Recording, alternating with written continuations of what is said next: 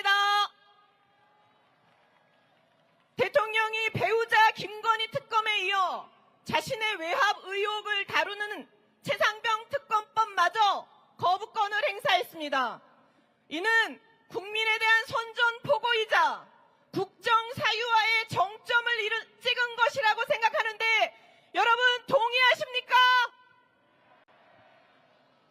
그런데 여당인 국민의힘은 오늘도 최상병 특검은 실체적 진실규명을 위한 수사 상황을 지켜보고 의혹 해소가 안 되었을 때 정당화될 수 있다고 말하고 있습니다.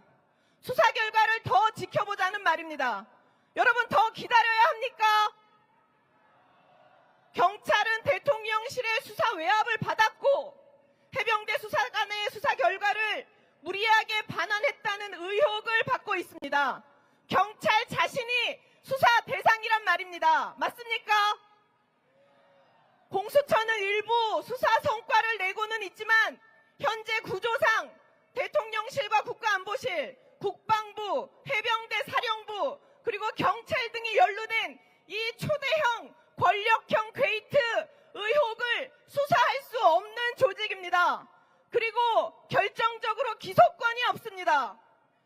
김건희 방탄용 인사라 지적받는 최근 교체된 검찰에게 기소권을 넘겨야 합니다. 그리고 7월이면 공소시효 만료로 증거 확보가 더 어렵게 됩니다.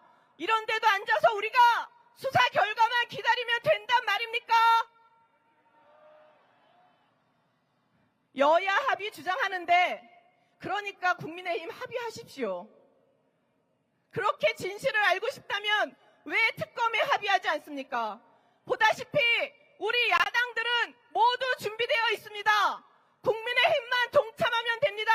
국민 여러분 맞지 않습니까? 대통령이 외압을 행사한 적이 없다면, 죄가 없다면 특검이야말로 얼마나 좋은 기회입니까? 국민들이 지켜보는 가운데 최고의 인적 물적 자원을 총동원하여 진실을 밝힐 수 있는데 왜 특검을 반대합니까? 대통령이 억울하다면 특검을 왜 반대한단 말입니까? 여러분, 대통령이 왜 특검을 반대합니까? 죄가 있으니까 반대하는 거 아닙니까? 그러니 진실을 알고 싶다는 국민의힘 의원들은 모두 특검법 제1결에 찬성해야 된다고 생각합니다. 국가의 부름을 받은 20살 청년이 상관의 부당한 지시로 구명조끼 하나 제대로 입지 못하고 목숨을 잃었다는 것. 그 억울한 죽음의 진상을 밝히는데 대통령실이 방해했다는 것.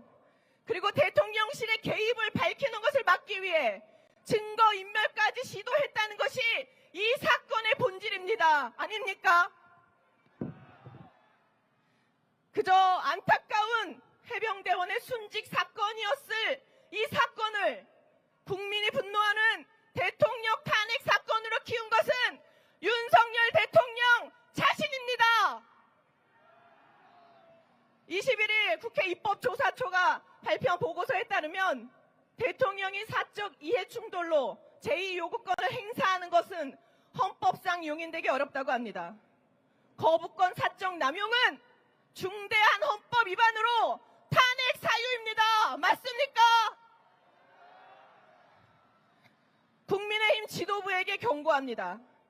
국민의힘 지도부는 최상병 특검법 재표결을 앞두고 이탈표 단속에만 혈안이 되어 있습니다.